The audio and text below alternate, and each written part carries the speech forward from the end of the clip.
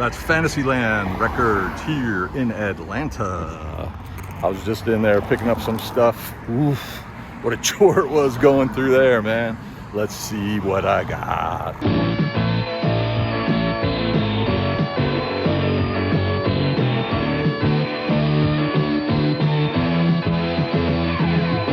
Greetings, y'all. Welcome to another video. Recently, I was speaking to our friend and fellow record collector, Maria Wesley, who lives down in the Atlanta area, and she had recommended a store she thought I should check out. I've been to a bunch of record stores in that Atlanta area. I've worked down there a handful of times, and as some of you probably know, whenever I'm on the road, I always try to look up a local record store and visit it, while I'm there. And so it turned out we had like a 3-day weekend on this show I'm working on, which is pretty rare. I mean, usually when we're on the road, we don't have that many days off, certainly not in a row.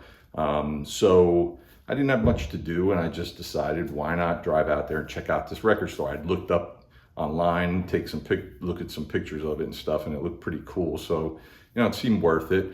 And then about halfway on this drive out there, I'm in Charleston. Atlanta's like 4.5 some odd hours away.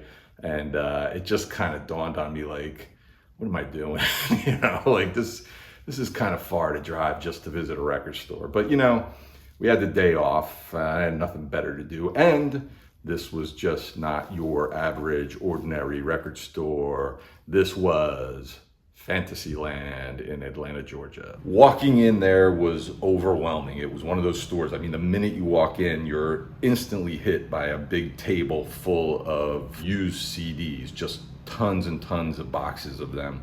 And then you kind of look around, you take in the store, and they're just like, oh my goodness, this is gonna take forever. So I got digging. There's tons and tons of used vinyl, tons of new vinyl, used CDs, CD box sets, cassettes, but that's not all, folks. Then you go in the back there down a hallway, which is, crowded with DVDs.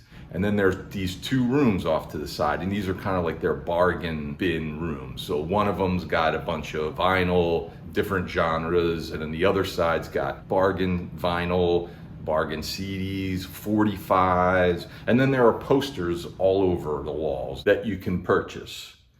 So this shop's just overwhelming. I mean, it's just chock full of everything you could possibly want. Just an amazing, amazing shop. So why don't we see what I picked up there.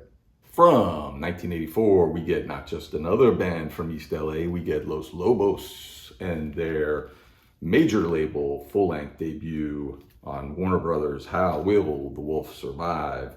I remember back when this came out, I was reading Billboard magazine a lot, and remember the ads for this that Warner Brothers was running. There was a big push for this record, and I think it did okay, but it seemed like they really thought it was gonna be a major release, and I don't know that it did that great, And they're one of those bands that just kind of chugged along, They still play live a lot, but I got into them maybe like 10 some odd years ago. I remember picking this up on CD and another one of their albums called Kiko, and I really liked both of them a lot, to the point where I just started going back and buying other stuff from their catalog, like all on CDs. The only other thing I have on vinyl is their album called, I think it's called By the Light of the Moon, which is really good.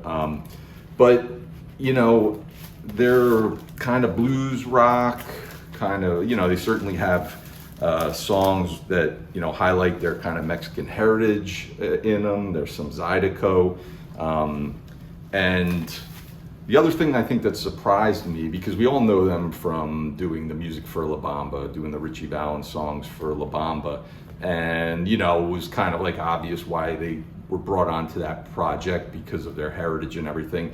But there's like a lot of like 50s kind of classic rock and roll sound on this album, which leads you to think, well, that's probably a big reason why they were also brought onto La Bamba. They kind of have songs that sound like they almost could have come out during that era.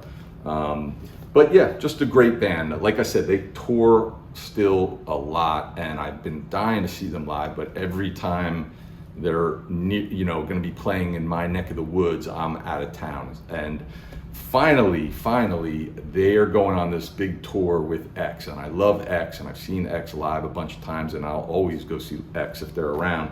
But it just seemed like perfect scenario, X and Los Lobos playing together. So I got tickets, and I should be home, but I'm gonna go check them out finally in the fall. But just a really good record. This is produced, co-produced by T-Bone Burnett. Some of the tracks on here I like are Don't Worry Baby, Our Last Night, The Breakdown, I Got Loaded, Evangeline, I Got to Let You Know, and Will the Wolf Survive, the big first single from this record. I feel like I probably saw the video for that back in the day too. But the other interesting thing on here, Don't Worry Baby, which opens the album, sounds like, the minute I heard it, I was like, damn, this sounds like it could be a ZZ Top song. Like, it literally, it's that like similar, it just has that sound to it, but really good. But yeah, fantastic album here by Los Lobos. From 2000, we get Sleater-Kinney and their album All Hands on the Bad One. Sleater-Kinney, alt rock, punk rock. I think they're pretty much kind of grouped in with that whole Riot Girl sort of scene that was going on, like late 90s into the 2000s. This is a little form to purchase stuff from Kill Rock Stars, the label that put the album out.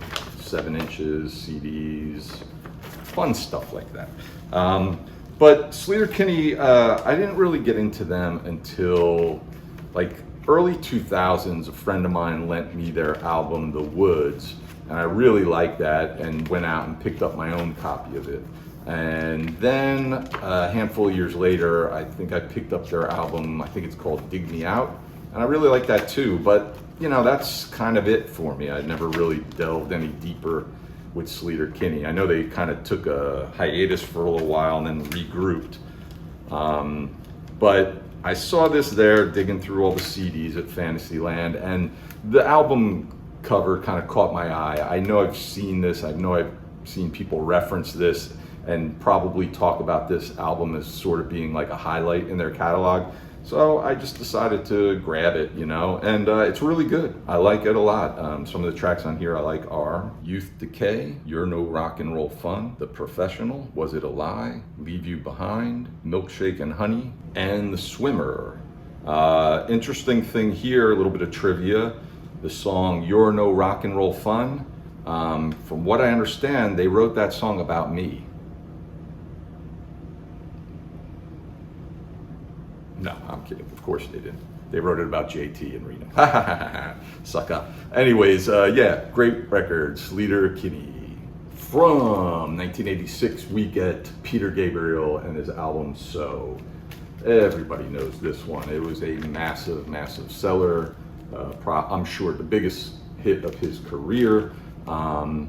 When this came out, I wasn't really into Peter Gabriel, I was familiar with Games Without Frontier and Shock the Monkey. I certainly heard those or saw the videos, but that was about all I knew about him, really. And when this came out, obviously I heard and saw the video for Sledgehammer, and I loved that. I mean, everybody loved that video, right?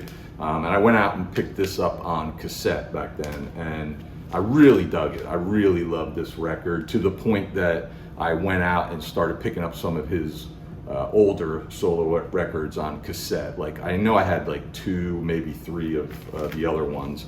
And this one here, as you can maybe see, is an original first pressing that they have stuck on here. I know a lot of you guys are into that kind of stuff. That doesn't really do anything for me when I'm looking for records, that's never really comes into play as to why I pick something up, but kind of cool nonetheless. But like I said, I really dug this album and listened to it a lot, and went and saw this tour. I saw him tour this in 1987. Great show. And that was kind of it, I kind of put this away maybe in the early 90s. Like, I probably haven't listened to this record since like 1990 or something like that. And I think it was last summer, I watched one of those classic album shows that they do where like the producer or the engineer and band members or whatever sit down in the studio and they are like, hey, let's just listen to the guitar or let's just listen to the drums, whatever. And I watched one on this album and it kind of reintroduced me to how much I loved this record, you know. It reminded me how much I loved this record. And so, you know, I kind of thought, you know, that might be a cool one to pick up on vinyl. You know, I'm kind of like choosy on what stuff I'm picking up on vinyl, you know. And so I've been kind of, you know, keeping my eye out for it. I wasn't really searching for this on vinyl. It's not rare or anything. It's not hard to get, but you know, but I'd find them and they'd be really beat up or whatever, and so I just kind of held off. And then finally here at Fantasyland, I was looking through their like new used vinyl section, or new arrivals or whatever, and found this, and it's in really good condition, especially for being like an original pressing, you know. So I decided to grab it, you know, and I love this album. I mean, the tracks on here I like are Red Rain, Sledgehammer, Don't Give Up, That Voice Again, In Your Eyes, Mercy Street, Big Time. I mean, I like the whole album. I like everything on it. You know, what do you want me to tell you? In Your Eyes, of course, has been played to death after it appeared in Say Anything. Don't Give Up, I'm sure most of you know, has Kate Bush on vocals in that one as well. One interesting thing here on this version of the vinyl, there's a track, I think it's called This Is the Picture, Excellent Bird, something like that. It's not on the vinyl. I know it was on my cassette, and I'm sure it's on the CD as well, but it wasn't on the original vinyl pressing of this. I know later on when they reissued this on vinyl, they did put that back on here, but it's not on this version. But yeah, just a fantastic record. So that's everything that I picked up here at Fantasyland. Amazing shop, highly recommend if you're ever in that area of Atlanta to go check it out. I mean, it is overwhelming. You'll spend a lot of time there. Maria, I can't thank you enough for suggesting I check it out. It really was worth it. It was worth that long drive from Charleston to go check it out. But let me know what you think of these records, and if you've ever been to Fantasyland, let me know. And also, by all means, support those local record stores. They need it. And in the words of Sleater-Kinney, I'm no rock and roll fan. Oh well, see you next time.